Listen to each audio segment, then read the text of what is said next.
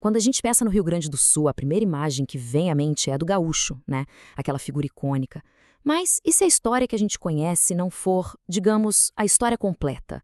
Hoje nós vamos puxar um fiozinho dessa meada para descobrir uma origem muito mais profunda e muitas vezes silenciada. Uma história que está literalmente debaixo dos nossos pés.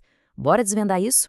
E já vamos começar com essa frase aqui que é bem forte do historiador Éric Vargas.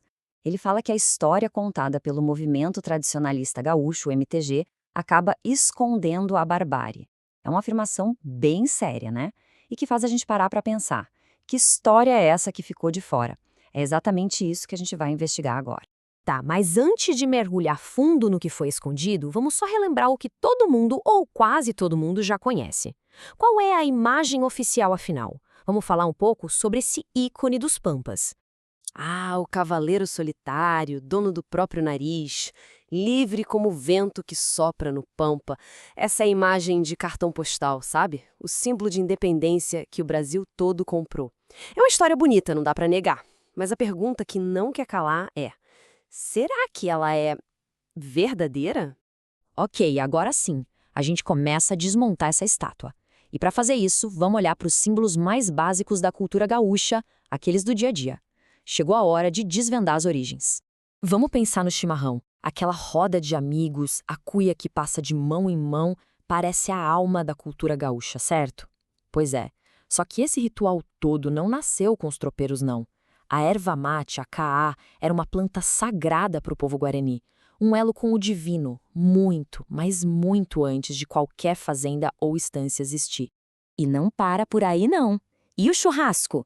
A carne assando lentamente na brasa. E o xiripá, aquela roupa típica. E isso tudo é herança direta do povo charrua. Eles eram os senhores dos pampas, cavaleiros assim, espetaculares, que ensinaram o homem branco a viver e a lutar nessa terra. E é aqui, olha, que o queixo cai.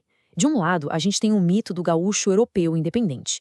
E do outro, a realidade nua e crua. Uma cultura com raízes profundíssimas nos povos Guarani e Charrua. A grande ironia é essa, e é uma ironia brutal. A figura que hoje simboliza o latifúndio, a grande propriedade de terra, foi moldada a partir dos costumes dos povos que foram expulsos e mortos, para que esse mesmo latifúndio pudesse existir. É um paradoxo, nossa, é pesado. Para a gente entender a dimensão disso, vamos precisar de uma máquina do tempo. Vamos voltar bem antes dos europeus, bem antes das estâncias, para conhecer quem eram os donos originais desta terra, de povos antigos. Olha só esses números. 12 mil anos. A chegada dos portugueses e espanhóis no século XVI é um evento minúsculo, um piscar de olhos no final dessa linha do tempo. Antes deles, já tinha caçador da tradição umbo, depois vieram os construtores de cerritos da tradição viera. Quando os europeus chegaram aqui, eles não encontraram um lugar vazio. Eles encontraram um mundo antigo e super complexo. E um desses povos, que muitas vezes é simplesmente apagado dos livros, é o minuano. Eles não só viviam no Pampa, eles eram o Pampa. Eles se adaptaram ao cavalo e ao gado de um jeito impressionante. Viraram cavaleiros e criadores de gado formidáveis. E as aldeias deles, as toldarias, se moviam pela paisagem, deixando para trás os tais cerritos, que são como cicatrizes da história deles na terra.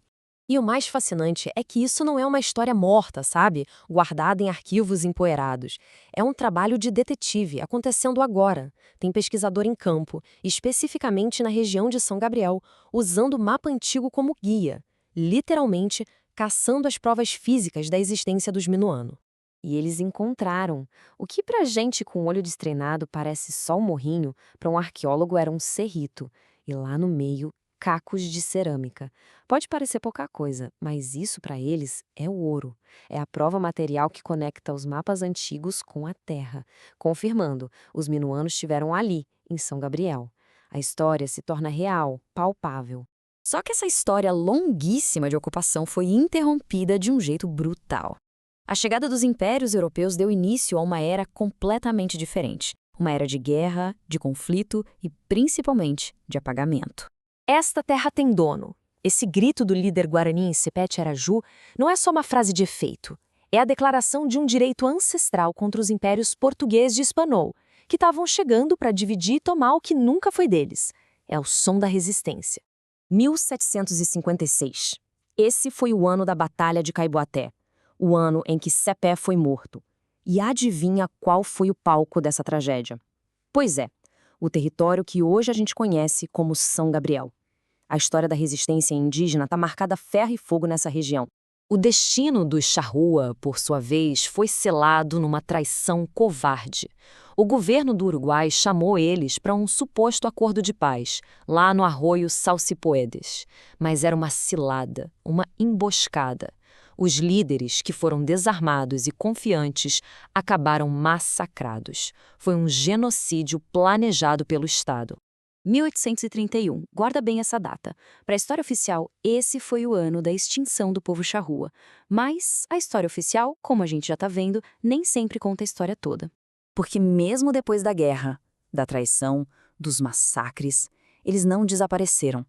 A sobrevivência veio de um jeito diferente, através de um legado que se tornou invisível para os olhos da sociedade. E essa frase do historiador Tal Golin é a chave para a gente entender como isso aconteceu. É do ventre da Índia a origem da população da campanha. Quer dizer, enquanto os guerreiros eram mortos, as mulheres e as crianças indígenas eram capturadas e integradas à força na nova sociedade. E foi através delas que a cultura sobreviveu, se misturando, se tornando a base tanto genética quanto cultural do povo da campanha. E a prova disso não está só nos livros de história, não. Está no nosso DNA. Estudos genéticos já confirmaram a presença fortíssima de ancestralidade indígena, principalmente charrua, na população da campanha gaúcha. A ciência veio para carimbar e dizer: um povo que foi declarado extinto está literalmente vivo no sangue dos seus descendentes. Mas por que essa herança ficou escondida por tanto tempo? Porque ser indígena era uma sentença. Para escapar da violência, do preconceito, a única saída para muitas famílias foi se calar. Esconder a própria identidade virou uma estratégia de sobrevivência, uma resistência silenciosa que foi passando de geração em geração. Só que essa resistência silenciosa manteve uma brasa acesa.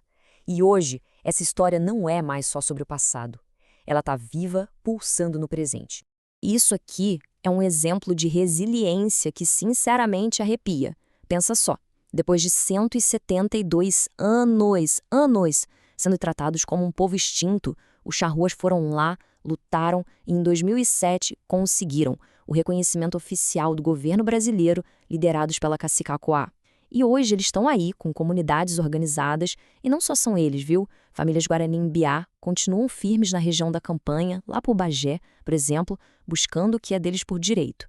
A história definitivamente não acabou. Eles mesmos estão escrevendo os próximos capítulos. E tudo isso leva a gente de volta para o começo. A história do gaúcho, como a gente viu, foi editada, foi reescrita para apagar essas raízes. O que nos deixa com uma pergunta que é inevitável. Se o mito mais famoso do Rio Grande do Sul esconde uma verdade tão profunda, o que mais será que a gente não sabe sobre a nossa própria história?